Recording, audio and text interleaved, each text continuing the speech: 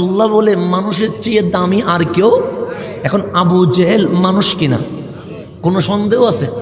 আবু লাহাব মানুষ, উদবা, সাইবা, ফেরাউন, নমরুদ, কারণ মানুষ, ওরা মানুষ।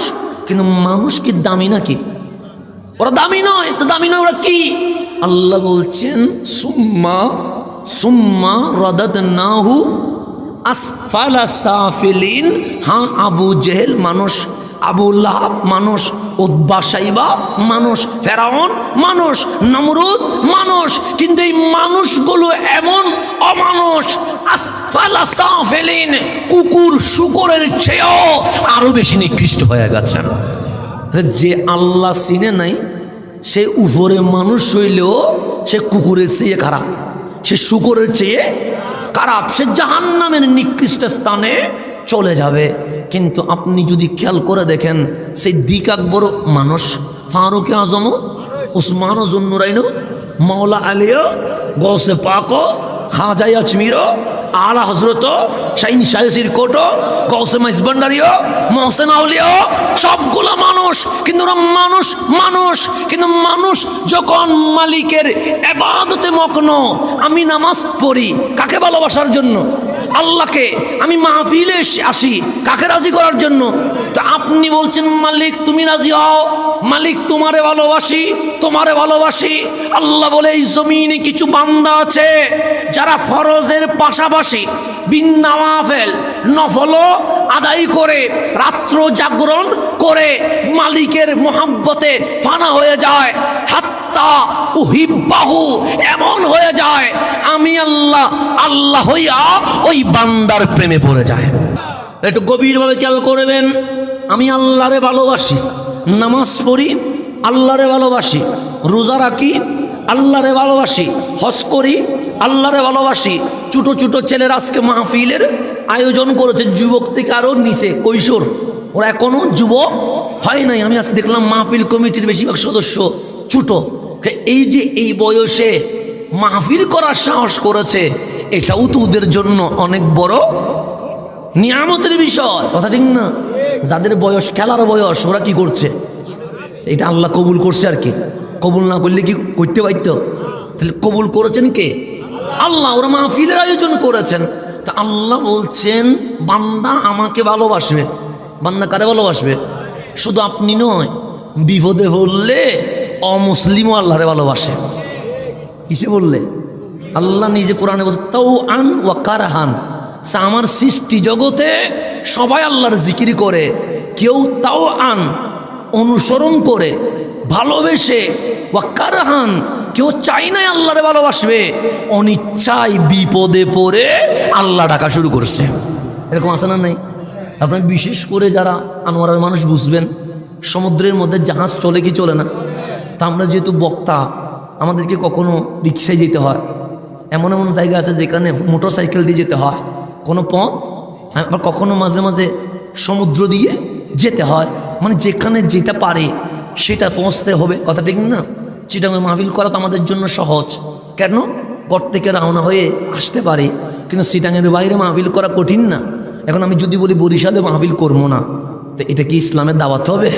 তার মানে আমি সুবিধাবাদী। চট্টগ্রাম ভালো, পরিবেশ ঠিক আছে, সেজন্য এখানে আসি। বরিশাল যাইতে কষ্ট, সেখানে মাহফিল, তো এটা মানে কি? এটা হচ্ছে আমার ধান্দাবাজি। এটা ইসলামের আসল দাওয়াত হবে? সেই জন্য আমি চট্টগ্রামের চেয়ে বেশি চট্টগ্রামের বাইরে মাহফিল রাখি। অনেক বাইরে রাগ করে কি চট্টগ্রামে মাহফিল করলে তো হয়, আপনার কি চিটংয়ে মাহফিল কম নেই? আছে না, কম না, তো আপনি বাইরে যান কেন বেশি? আমি বলি চিটংয়ে এটা মায়ের কোল, মায়ের কোলে কথা বলা সহজ, বাঘের মুখের সামনে কথা বলা কঠিন।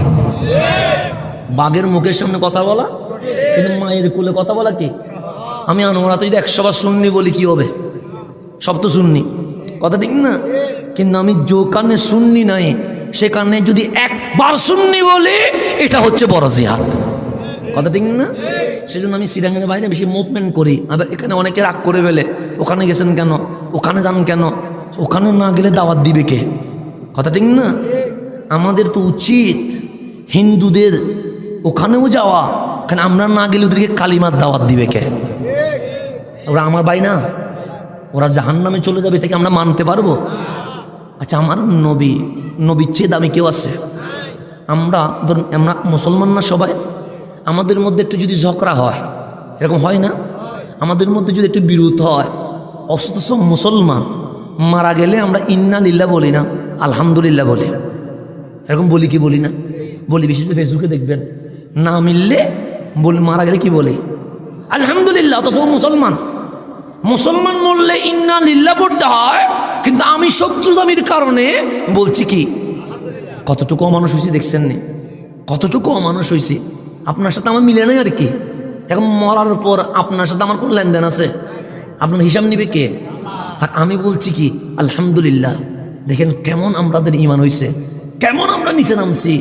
আমার নবী মদিনায়, আমার নবী মুসলমানকে যত বিধর্মী আছে সবাই কষ্ট দেয় না, এরকম কেউ নাই। সবাই ঐক্যজোট কিসের বিরুদ্ধে? কিন্তু মুসলমানকে সবচেয়ে বেশি কষ্ট দিচ্ছে, দিবে। ওদের নাম ইহুদি। ওদের নাম কি? ইহুদির চেয়ে কষ্ট আর বেশি কেউ কখনো দেয় নাই, কখনো দিবে। আজকে ফিলিস্তিনে মারে, তারা কারা? আজকে ইরাক আফগান নষ্ট করেছে, এখানেও ইহুদিদের কি আছে? ষড়যন্ত্র আছে। বদর, উহুদ, হুনাইন, খন্দক, আমার নবীর জামানায় যতগুলো জিহাদের যুদ্ধ হয়েছে সবগুলোর পিছনে ইহুদির ইন্ধন আছে। তাহলে ইহুদির মতো তো এরকম জালেম, এরকম পথভ্রষ্ট, এরকম উগ্র, এরকম জঙ্গি, এরকম সন্ত্রাস এই জমিনে আর নবীকে বেশি কষ্ট দিয়েছে। ওদের নাম কি? আমার নবীকে মাংস রান্না, আমার নবী মাংস গুস্ত পছন্দ করেন। কি পছন্দ? আপনারা অনেক কিছু পছন্দ করেন না? যে রসুলের পছন্দের তালিকায় লাউ মানে কদু আছে। রসুল কি করতেন? লাউ পছন্দ করতেন। আমার রসুল গুস্ত পছন্দ করতেন। তো এক ইহুদি নবীর জন্য গুস্ত রান্না করে দিয়েছে, সাথে বিষ পর্যন্ত মিশে দিছে। কি মিশে দিছে? বিষ দিয়ে আমার নবীকে দিছে। আমার নবী খাওয়া শুরু করছে কি? গুস্ত।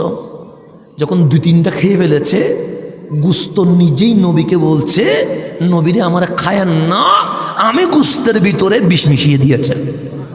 গুস্ত পর্যন্ত নবীরে, গুস্ত মাংস নবীরে বলছে আমারে কি করিয়েন না। সেই জামানা থেকে ষড়যন্ত্র করছে। তাদের নাম কি?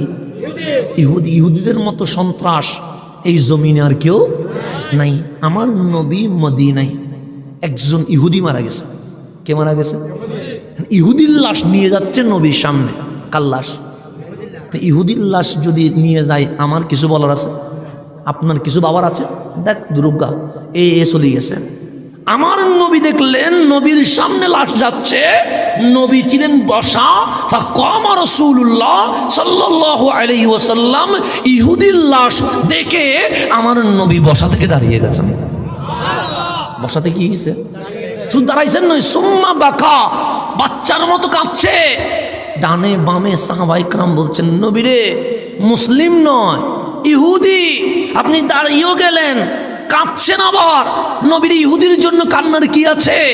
আমরা হইলে তো বলতাম আলহামদুলিল্লাহ। কি বলতাম? আমার নবী কাঁদছে কার জন্য? ইহুদির জন্য, লাশের জন্য। এবার সাহাবায়ে কেরাম বলছে, আপনি কাঁদছেন কেন? সে তো ইহুদি। আমার রসুল বললেন, হ্যাঁ আমি জানি সে ইহুদি, কিন্তু আমি কাঁদছি কেন জানো? সে কেন? আনা নবীর রহমা, আমি রহমতের নবী।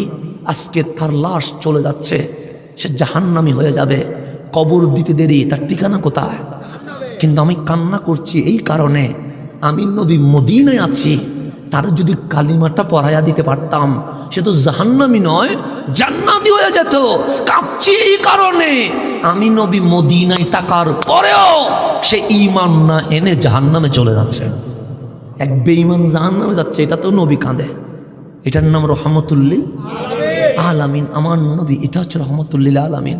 সবার জন্য যিনি কাঁদেন, সবার জন্য যিনি ফরিয়াদ করেন। সেজন্য আমার নবীর 63 বছরে জীবনে কারোর জন্য বদদুয়া করেন নাই। আমার নবী শুধু দোয়াই করেছেন, শুধু দোয়াই করেছেন। হাত তোলার সময় বলতেন, আল্লাহ উম্মতের জীবনের গুনাহ মাফ করে দাও, যারা ঈমান আনে নাই তাদেরকে হেদায়েত নসিব করো। তাদেরকে কি নসিব করো? হেদায়েত নসিব করো। দোয়া করেছেন। সেই জন্য আমরা কাউরে বদদোয়া করব না, আমরা দোয়া করব সব সময়। প্রত্যেক মা বাবার উচিত, সন্তান যদি অবাধ্য হয়ে যায় ভুলেও বদদোয়া করবেন না, কারণ আপনার একটা বদদোয়া 800 পর্যন্ত কবর হয়ে যায়। 800 পর্যন্ত কি হয়ে যায়? দোয়া করবেন, মালিক সন্তানটা মিসগাইড হয়ে গেছে, সন্তানটা আমাদের অবাধ্য হয়ে গেছে, মালিক আমি বদদোয়া করছি না, তার উপর আমার কোনো রাগ নাই, নারাজি নাই, মালিক তার হেদায়েত নসিব করো।